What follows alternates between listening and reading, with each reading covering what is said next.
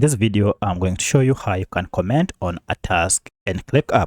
So if you want to add a comment on task or to the people you have assigned a specific task, it is pretty simple. If you find this video helpful, I'll kindly request that you support me by liking the video and also by subscribing to this channel.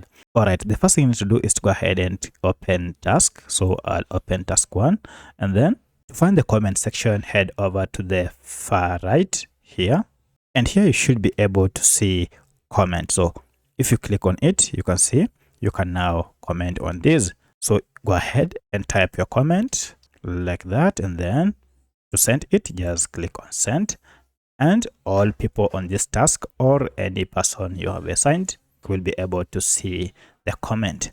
So that's how you can write comments on tasks in ClickUp. If you have any other question, kindly let me know in the comment section. Otherwise, thanks for watching, and let's meet in the next video.